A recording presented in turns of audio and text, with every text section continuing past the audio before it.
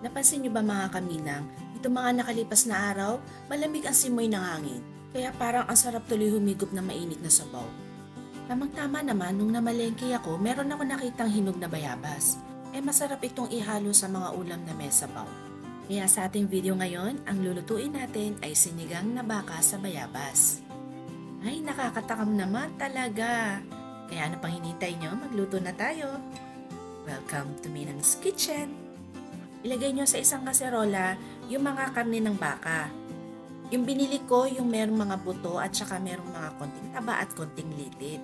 Masarap kasi pagka ganito yung ating ginamit. Mas magiging malinamnam kasi yung ating sabaw. Pero pwede rin naman kayong gumamit ng puro laman lang.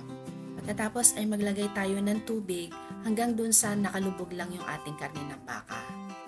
Ilagay nyo yung takip ng ating kaserola at buksan nyo yung kalan sa malakas na apoy. Ihintayin muna natin niyang kumulo.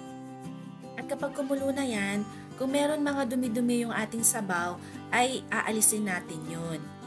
Gamit kayo ng strainer para makuha nyo yung mga dumi-dumi dun sa ating sabaw. After nyan, lalagyan na natin ito ng asin. Sasama na rin natin dito yung ating sibuyas at kamatis na hiniwan ng tig kalahati. Tapos magsama na rin tayo ng 2 perasong siling panigang. Tatakpan ulit natin ito at itutuloy natin for 30 minutes yung ating pagpapakulo, pero sa medyo mas mababang apoy. So after 30 minutes ng pagpapakulo, isasama na natin yung ating bayabas. Makikita nyo dyan sa video, hinati ko yan sa gitna. Binalatan ko na yan at inalis ko yung buto. Pero yung buto, itatabi ninyo at ilalagay nyo sa isang bowl.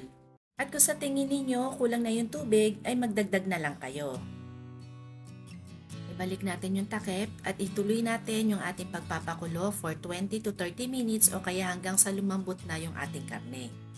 At habang nagaantay tayo yung ating tinabing buto ng bayabas, ay lalagyan natin ng mainit na tubig o kaya dun sa ating sabaw. Pipisa-pisain natin yan para makuha natin yung katas.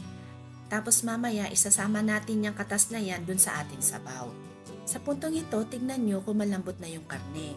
At kapag malambot na, pwede na nating isama yung katas dun sa pinisa nating mga buto ng bayabas. Ilagay nyo sa isang strainer yung ating pinisang mga buto ng bayabas. At para mas makuha pa natin yung katas, yung ilalim ng strainer ay ilubog nyo dun sa sabaw. Pagkatapos halu-haluin nyo, kaya pisa-pisain nyo pa para lumabas pa yung katas niya. Pagkatapos, tingnan nyo kung okay na sa inyo yung sabaw. Pag hindi, dagdagan nyo pa ng tubig. Haluin nyo na muna yan, pagkatapos ay tikman ninyo. Ngayon, kung kulang pa siya sa alat, ay magdagdag na lang kayo ng patis o kaya ng asin. Haluin lang muna natin yan ng kaunti para bumalanse lang yung mga pampalasang inilagay natin. Ilagay na din natin yung ating sitaw at magdadagdag ako ng siling pansigang. Yan ay kung gusto nyo lang ha. Pagkatapos ay ibalik natin yung takip. Simmer natin ito kahit mga 2 to 3 minutes lang. After nyan, ilagay na natin yung ating kangkong. Medyo ilubog-lubog nyo lang siya dun sa sabaw para maluto ito. Hindi na kasi natin yan tatakpan. Isimmer lang natin yan kahit mga 1 minute na lang. Kasi yung excess ng heat ay siya nang magtutuloy magluto dun sa ating kangkong. Ang sarap nito, umuusok-usok pa yung ating mainit na sabaw. Serve na ng matikman. At ito na ang aking version ng sinigang na baka sa bayabas.